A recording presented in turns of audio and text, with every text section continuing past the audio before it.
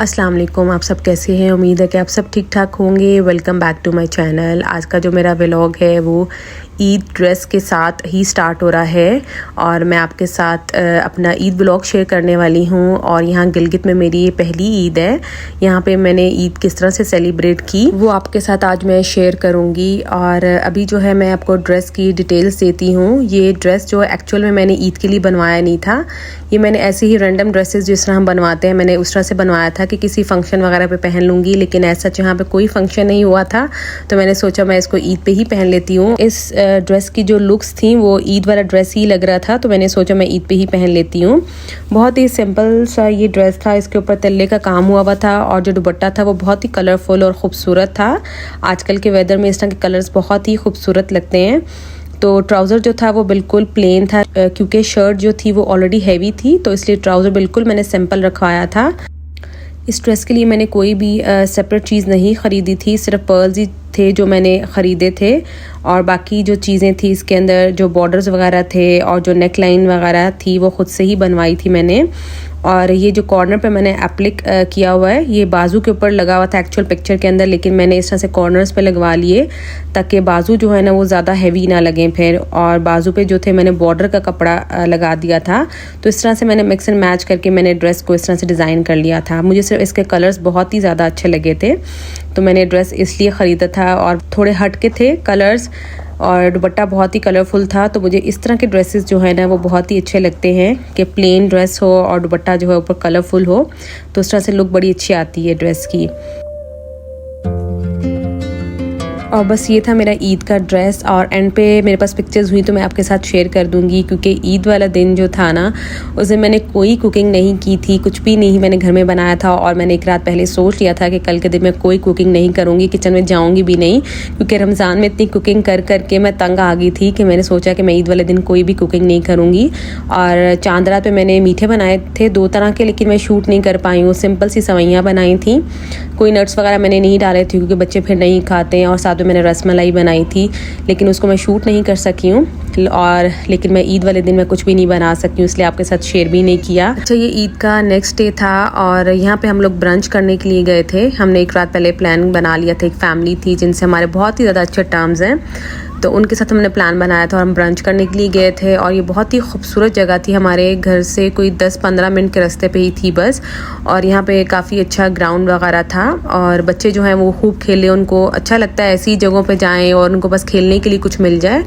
मुझे लगता है बच्चे जो हैं वो इस तरह से इंजॉय नहीं करते जिस तरह ईद एक टिपिकल ईद होती है उस तरह से ज़्यादा इंजॉय नहीं करते, उनको ये चीज़ें ज़्यादा अच्छी लगती हैं। तो बस हमने यहाँ पे ब्रंच किया और बहुत ही खूबसूरत व्यूज़ थे, मुझे बहुत ही अच्छा लगा। और सर्दी भी थोड़ी सी थी लेकिन धूप बड़ी अच्छी लग रही थी कि धूप में बैठने को ना दिल कर रहा था। और इस तरह ये सनरूम्स वगैरह बने हुए हैं।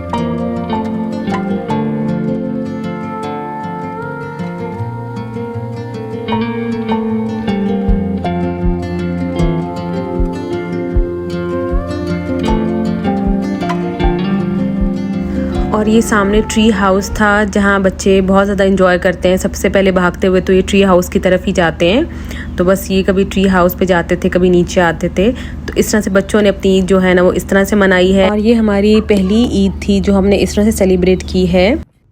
बस यहाँ पे हम लोग घर वापस आ गए थे, बहुत ही टाइम से हम लोग वापस आ गए क्योंकि वहाँ पे ब्रंच ही किया और बस थोड़ी देर बैठे थे। और ये मेरा था सेकंड डे का ड्रेस, ये भी मैंने रैंडमली मंगवाया था। जनरेशन का फ्रॉक है तो उसकी मुझे स्टिचिंग बहुत ही अच्छी लगी थी तो मैं सोच रही थी कि ऐसा मैं ख़ुद भी स्टिच करवा सकती हूँ। और पहने हुए भी काफ़ी कंफर्टेबल था और इसकी जो लेंथ थी ना वो फुल लेंथ ही थी लेकिन फ्लोर को टच तो नहीं हो रही थी। यहाँ पे रात के डिनर के बाद हम लोग बाहर आए थे और हमने सोचा थोड़ा मीठा ही कहीं खा लेते हैं। तो यहाँ पे हम लोग आए थे मीठा खाने के लिए एक कैफ़े में। तो यहाँ पे बड़ा अच्छा मुझे लगता है ये बच्चों को ना यहाँ पे इस तरह से प्रिंट करके और इस तरह से बच्चों को पेपर्स दे देते हैं कलरिंग करने के लिए। तो इस तरह ये है बच्चे जो हैं अपने बिज़ी हो जाते हैं कलरिंग करने में।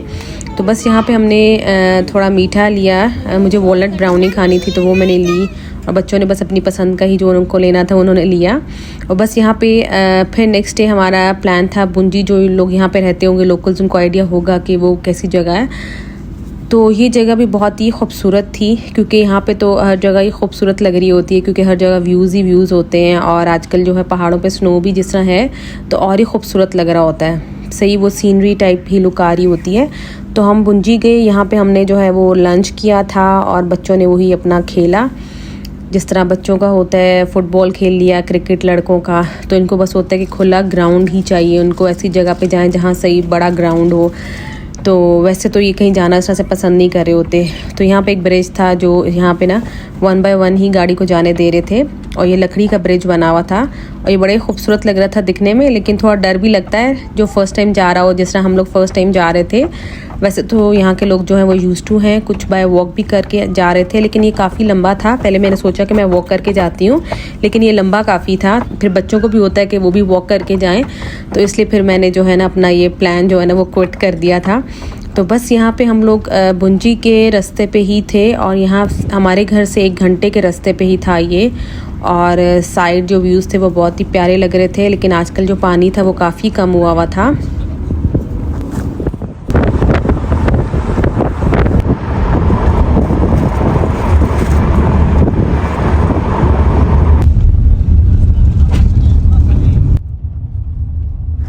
यहाँ का अगर रास्ता जो है वो थोड़ा डेंजरस ना हो तो आप व्यूज़ को एंजॉय करते हुए जाते हो, बड़ा अच्छा लगता है आपको देखना। लेकिन ये कि रास्ते ऐसे होते हैं ना कि बहुत ही पतली पतली सी रोड्स होती हैं और एक साइड पे बिल्कुल ही वो डीप होता है और एक साइड पे बहुत बड़े बड़े पहाड़ होते हैं, तो इसलिए आप थोड़े से ना वो कॉन्शियस होते हो। वैसे तो अगर आप इस तरह से वैसे अगर सेफ़ हो, रोड अच्छी चौड़ी चौड़ी रोड्स हों, तो आप बड़ा इंजॉय करते हो क्योंकि सीनरीज बहुत ही खूबसूरत आ रही होती हैं। तो बस यहाँ पर हम लोग पहुँच गए थे और सबसे पहले ही हमने लंच किया था, क्योंकि मैंने तो सुबह नाश्ता भी नहीं किया था, बस बच्चों को मैंने कराया था हल्का फुल्का, क्योंकि यहाँ के रोड्स ऐसी हैं ना तो फिर आपको नौजिया और वॉमिटिंग वगैरह भी बहुत होने का होता है ख़तरा, क्योंकि यहाँ पे सही चक्कर आ जाते हैं आपको एक दफ़ा। तो यहाँ पे जो है मैं ना इनके रेजिडेंशियल एरिया में भी गई थी जहाँ पे फैमिलीज रह रही थी। तो बाहर से लुक बिल्कुल कंट्री साइड वाली जिस तरह की लुक्स होती है ना, वो दीवारें जो पत्थरों की बनी होती है, मुझे वो बहुत ही खूबसूरत लगती हैं। तो मैंने सोचा मैं इनका रेजिडेंशियल जो एरिया है वो लाजमी देखूँगी। और ये बादाम का दरख्त था और इतना प्यारा लग रहा था, इतना खूबसूरत वो ग्रीन था। ये एरिया था इनका जहाँ पे फैमिलीज रह रही थी, लेकिन इनका आउटर जो साइड थी मुझे बहुत ही ज़्यादा पसंद आई। अंदर से तो उन्होंने ऐसे ही रखे हुए थे जिस तरह एक हमारे नॉर्मल घर होते हैं। यहाँ पे एरिया बहुत ही ज़्यादा अच्छा लगा, लेकिन रहने वालों को पता है कि वो किस तरह का होगा। लेकिन ये था कि काफ़ी पीसफुल था, कोई आवाज़, सिर्फ परिंदों की आवाज़ें आ रही होती हैं यहाँ पे। जिन लोगों को बहुत ही खामोशी पसंद है, पुरसकून जगह पसंद है, तो उनके लिए जगह जो है ना बहुत ही ज़्यादा बेस्ट है। लेकिन मुझे ये जो जगह है ना ये थोड़े टाइम के लिए अच्छी लगती है, ज़्यादा देर के लिए नहीं। उसमें आप अच्छे से एंजॉय कर लो तो ठीक है, लेकिन ऐसा नहीं है कि आप परमानेंट यहाँ पे रह रहे हो, और बहुत मुश्किल हो जाता है ना इस तरह से रहना। तो हमें आदत नहीं है, लेकिन जो लोग रहते होंगे उनको शायद यूज़ टू होंगे, उनको आदत होगी। वो जिस तरह पंजाब वाली साइड पे जाते होंगे तो शायद तंग होते हो, क्योंकि वहाँ पे तो हर वक्त ही शोर शराबा रहता है। ईद के दिनों में ना काफ़ी अच्छी हवा चल रही थी, और यहाँ पे हवा ऐसे नहीं होती जिस तरह हमारी आंधी तूफ़ान वगैरह चलते हैं और बहुत ही ज़्यादा मट्टी होती है। यहाँ की हवा जो है ना वो बहुत ही साफ़ सुथरी लग रही होती है, कोई मट्टी वगैरह फील नहीं होती है ना, फ्रेश एयर जो होती है ना वैसी ही होती है बिल्कुल। तो बस यहाँ पे हम लोग वापस आने वाले थे, क्योंकि हमें था कि रोशनी में हम चले जाएं, क्योंकि यहाँ के रास्ते जिस तरह से हैं आपको आइडिया है, हो ही गया होगा वीडियो में देख के भी। जो लोग नहीं आए हैं, जो लोग रहते हैं तो उनको तो पता ही होगा।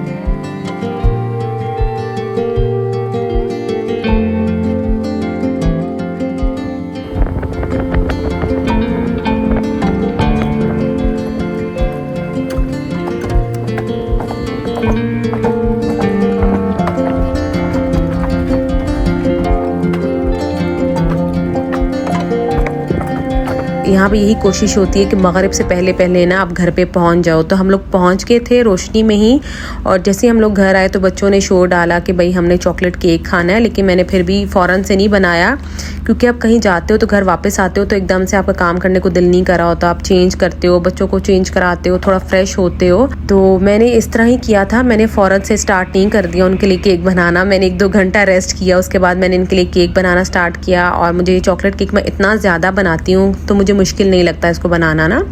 और मैं उस तरह पतीले में ही बनाती हूँ क्योंकि यहाँ पे कुकिंग रेंज जो है वो मेरे पास नहीं है, तो मैं पतीले के अंदर ही बनाती हूँ तो बहुत अच्छा बन जाता है। तो बस यहाँ पे मैं उनके लिए चॉकलेट केक बनाऊंगी और बस उसके बाद जो है मैं चेंज वगैरह करूँगी। बस इसी तरह ही हमारी ईद गुजरी। और थी तो ये ईद की छुट्टियाँ, लेकिन हमने यही सोचा कि हम ईद की छुट्टियों का फ़ायदा उठा के हम थोड़ा बहुत घूम लेते हैं, जो घर के करीब में जगह हैं उन्हीं को देख लेते हैं, क्योंकि हम लोग बिल्कुल भी नहीं निकलते थे बाहर। और रमज़ान में तो पूरा महीना हम लोग बाहर गए ही नहीं। और जिस तरह मुल्क के हालात थे यहाँ पे, इस तरह से गेट टुगेदर्स और कोई पार्टीज़ वगैरह बिल्कुल भी अलाउ नहीं थी, तो इसलिए हम लोग ने सोचा कि हम लोग थोड़ा घूम फिर लेते हैं और जो घर के करीब जगह हैं उन्हीं को बस देख लेते हैं। और लास्ट वीडियो में आप लोगों ने बहुत सारों ने कमेंट्स किए कि आप वॉइस ओवर ही करें। बिल्कुल भी आप लोगों ने मेरी वीडियो को पसंद नहीं किया, लेकिन उस वीडियो में मैंने बहुत मेहनत की थी, क्योंकि उस पर लिखना जो है ना, मुझे लगता है सबसे मुश्किल काम है। वॉइस ओवर से शायद मैं यूज्ड टू हो चुकी हुई हूँ, तो मुझे वॉइस ओवर करना वैसे पर्सनली आसान लगता है। तो बस आज की वीडियो मेरी छोटी सी मैंने वीडियो बनाई थी, क्योंकि जो मैंने कैप्चर किया था वही मैंने आपके साथ शेयर कर लिया। तो मैं यही सोच रही थी कि आपको जो है वो मेरी वॉइस ही पसंद है कि मैं वॉइस ओवर ही करूं, मैं साइलेंस व्लॉग की तरफ नहीं जाऊं। आज का व्लॉग जो है वो पोस्ट करने का मेरा कोई भी इरादा नहीं था, क्योंकि कुछ चीज़ें जो थी वो मैंने रैंडम कैप्चर की थी, तो मैं सोच रही थी आपके साथ शेयर कर लूं। लेकिन ईद व्लॉग शेयर करने का मेरा कोई भी इरादा नहीं था कि मैं शेयर करूंगी, क्योंकि मैं बिल्कुल भी, मेरा मूड नहीं हो रहा था कुछ शूट करने को। कभी कभार होता है ना कि आप जो रूटीन में चीज़ कर रहे होते हो उससे थोड़ा तंग हो जाते हो, तो मेरा भी यही चल रहा था, बिल्कुल भी दिल नहीं कर रहा था। लेकिन फिर भी मुझे था कि आप लोग मुझसे पूछेंगे कि आपकी ईद कैसी गुजरी, तो अच्छा हुआ कि मैंने कुछ ना कुछ जो है शूट कर लिया, कुछ मैंने वॉइस ओवर के थ्रू आपको बता दिया कि मैंने ईद वाले दिन क्या किया। तो बस हमने जो है वो घूमना फिरना ही किया। हमने जो घर के करीब में हमारी कुछ जगह थी, कुछ स्पॉट्स थे ऐसे, तो वो हम घूमे और अच्छा लगा मुझे। ज़रा डिफरेंट हो गई, क्योंकि नेक्स्ट ईद हमारी ऐसी गुजरेगी कि नहीं गुजरेगी, तो इसलिए थोड़ी डिफरेंट हो गई है। तो बस ये था मेरा आज का व्लॉग। आई होप आपको अच्छा लगा होगा, और अगर अच्छा लगा है तो प्लीज़ लाइक करें, शेयर करें, कमेंट करें। इंशाल्लाह मिलते हैं नेक्स्ट व्लॉग में। तब तक के लिए अपना बहुत सारा ख्याल रखें। अल्लाह हाफिज़।